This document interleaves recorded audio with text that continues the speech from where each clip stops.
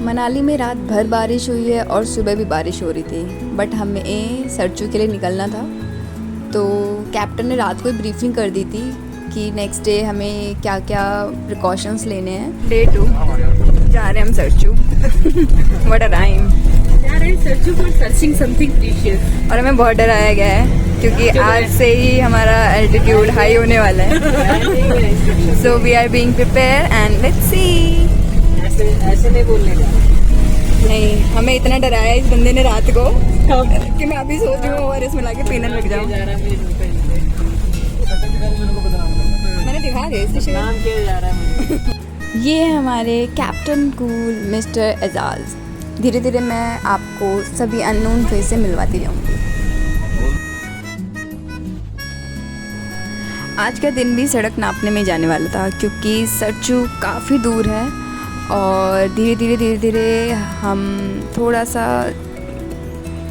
ऊंचाई पे जाने लग जाएंगे और रास्ते में 2-4 डेस्टिनेशंस पड़ेंगे देखने के लिए। लास्ट ईयर मनाली में जो तबाही आई थी ना, उसने सब ख़राब कर दिया था। लिटरली इतना डैमेज हो गया था ना रोड, बहुत ज़्यादा, बिल्कुल हॉरर था इवन उसको देख करके भी निकलना।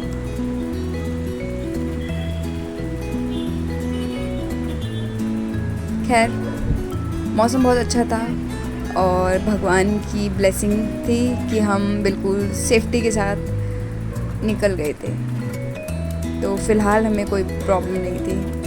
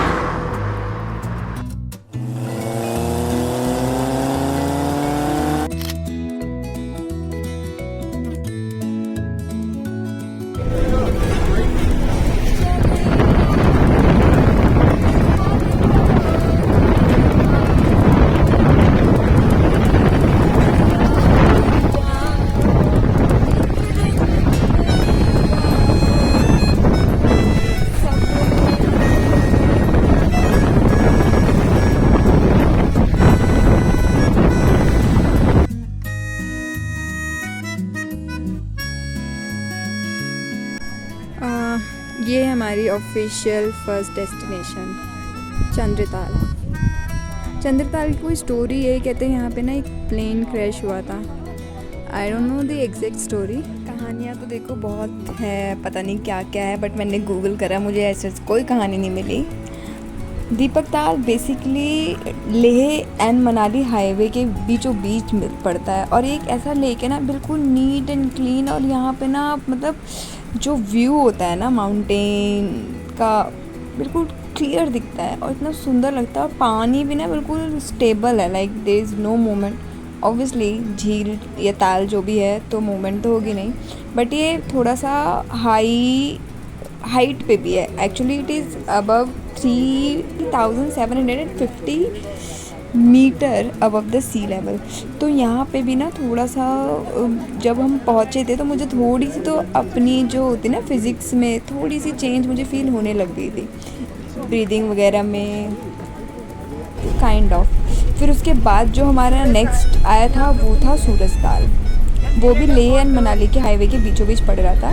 बट क्योंकि मौसम ख़राब हो रहा था और हमें सरचू जल्दी से जल्दी पहुंचना था, तो we were not suppose to take a halt and stay there, so we kept going.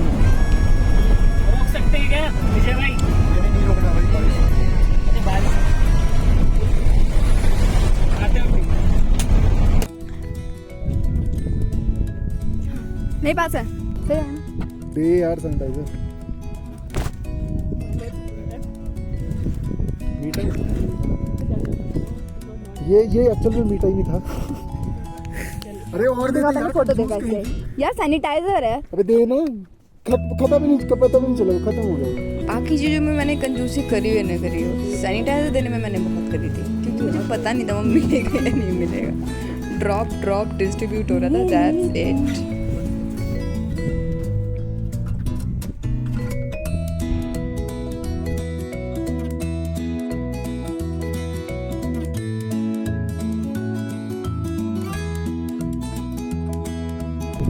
दीपक ताल, सूरज ताल, और ये हमारी थर्ड डेस्टिनेशन है बारालाचा। एल्टीट्यूड 4850 मीटर है।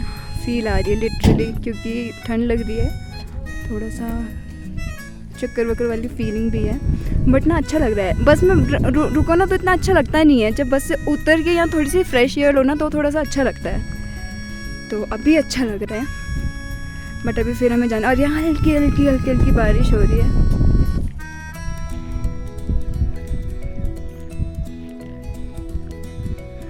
It's lovely.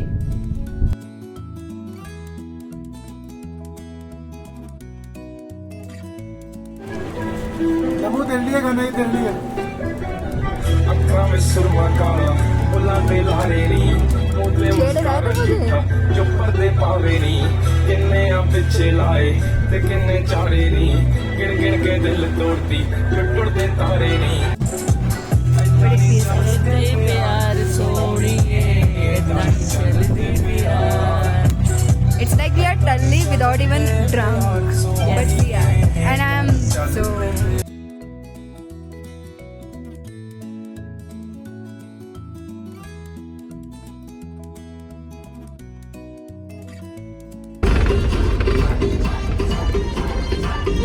नहीं आ रही फ्रंट में।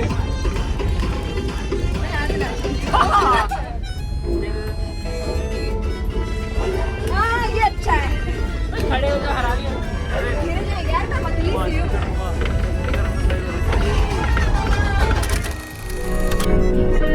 गाइस पहुंच गए।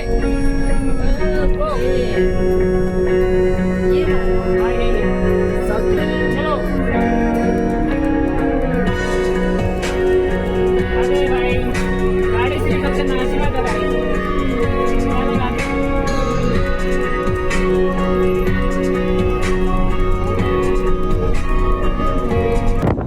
पहले आप ये व्यू देखिए, उसके बाद आप इनको देखिए।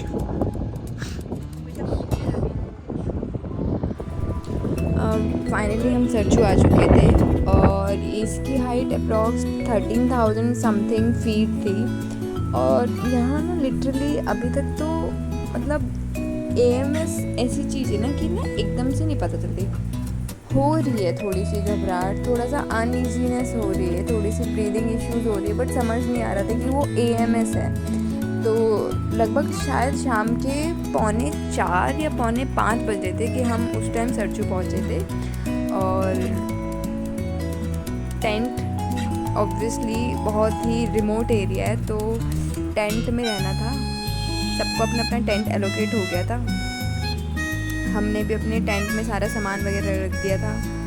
कप्पू और SR जी की हालत थोड़ी सी डाउन हो गई थी, तो वो उन्होंने थोड़ा रेस्ट करा था, और मैं ऐसे ही बाहर घूम रही थी। अभी तक मुझे ऐसा कुछ फील नहीं हो रहा था कि इसको मैं AMS बोल सकूं, बट कुछ टाइम बाद मुझे पता चल गया था कि AMS हिट कर चुका है। चलो दिखाती हूँ किस टेंट में रुके थे हम। ये दोनों टायर्ड हैं, इनका व्रत था।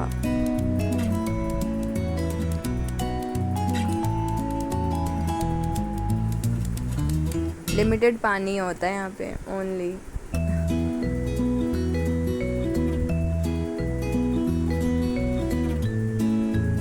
और कहते हैं ना आप दुनिया के किसी भी कोने में चले जाओ, I think cricket is the most popular thing.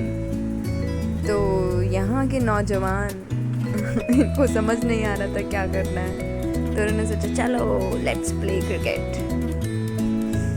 सारा अरेंजमेंट था, और सोचो सरचू में जहाँ एमएस हो रहा है वहाँ ये क्रिकेट खेल रहे हैं, और अभी क्रिकेट खेल रहे हैं बाय और रात को सबकी हालत ऐसी हो रखी थी ना कि, और जो नेक्स्ट मॉर्निंग जब सबकी शक्ल देखी थी ना, सबकी शक्लें उड़ी हुई, सबकी शक्लों पे 12 बज गया था। किसी को वॉमिट, किसी को हेडेक, किसी को कुछ।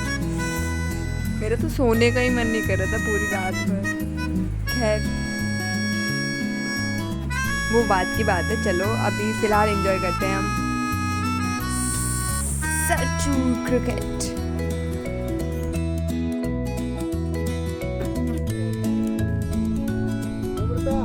Present sir.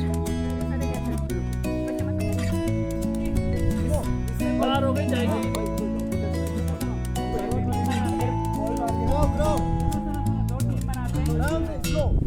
कोई इंटरेस्टेड ही नहीं कैप्टन की बात में। आगे जाओ, प्रैक्टिस करो, आगे जाओ। स्लो डालनी है पर।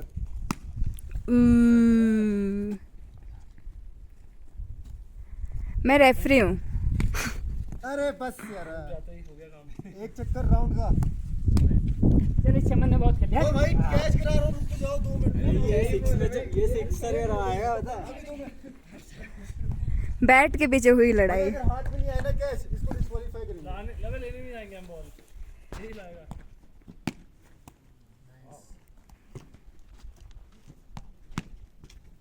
कैच ही आएगी भाई। कैच तू तो देगा, मैं कर पाऊंगा कि नहीं। चलो भाई अब मेरा टर्न। ला भाई बॉल ला। कार्ड दे 10 की उसे वो पड़ी लास्ट 10 के बगल में है। बस गलत कैच लगा जाते हैं। लास्ट 10 के बगल में है। सर चाय पीने आ जाओ। आ रहे हैं। इसी बीच हो गया था हमारा स्नैक टाइम, और स्नैक्स में था potato fry, biscuits and T. तो थोड़ी सी मैंने चाय पी है, मैंने पोटैटो फ्राई खाया था, और उसके बाद मैं बस आसपास घूम रही थी, क्योंकि मैं जैसे ही टेंट में एंट्री करती थी ना, मुझे सफोकेशन होने लगती थी और अजीब सा होने लगता था। मुझे तब भी नहीं समझ आ रहा था ये AMS है, क्योंकि टेंट के अंदर ऑक्सीजन थोड़ा और कम था और मुझे बहुत सफोकेशन हो रही थी। बट जैसे मैं टेंट से बाहर आती और मैं आसपास घूमती, मुझे बेटर लग रहा था। तो मैं बस घूम ही रही थी आसपास, और आसपास इतनी शांति थी, इतनी शांति, लाइक दूर दूर तक कोई नहीं, खुला आसमान, नीला आसमान, वो भी बिल्कुल क्लियर, रोड बिल्कुल खाली साफ, कोई बंदा नहीं भाई साहब, कुछ नहीं, इतनी शांति। मुझे इतना अच्छा लग रहा था ना, मैं बस टहल रही थी। I was just having a nice time until मैंने वॉमिट करना स्टार्ट करा, और सच में सिचुएशन मेरे हाथ से निकल गई थी। एजाज ने मुझे कपूर दिया था स्मेल करने के लिए, उससे ऑक्सीजन लेवल मेंटेन रहता है, और उसमें मेडिसिन भी देती है। बहुत ध्यान रखा था उन लोगों ने मेरा, बट मुझे इतना डर लग रहा था ना उस रात को कि मतलब मैं वापस ना अपने टेंट के अंदर नहीं जा पा रही थी। जैसे जाती थी मुझे सफोकेशन होने लगती थी। तो जो डिनर टेंट था ना, जो स्नैक्स वगैरह जब खाते थे, मैं वहीं रुकी थी कुछ देर तक, जब तक मुझे थोड़ा बेटर नहीं लगा। फिर मैं अपने टेंट वापस आई थी and I tried sleeping but I couldn't sleep. That night was kind of rough for me, और मुझे उस रात बस अच्छा नहीं लग रहा था। बहुत बहुत ध्यान रखना पड़ता है जब आप ऐसी किसी जगह जाते हो ना, बहुत ज़्यादा ध्यान रखना पड़ता है। हेल्थ कभी भी ख़राब हो जाती है, जब हेल्थ ख़राब होती है ना तो बहुत बुरा लगता है। और एनीवेज़ रात गई बात गई वाली बात है। मेरे अलावा भी कई थे जिनकी तबीयत ख़राब हो गई थी बुरी तरीके से। नेक्स्ट मॉर्निंग तो सभी बिल्कुल डल एंड डेड उठे थे। अगली दिन की कहानी जानने के लिए, अगले दिन क्या हुआ, कैसे हम कहाँ पहुँचे, उसके लिए please stay tune and keep watching my videos. Bye.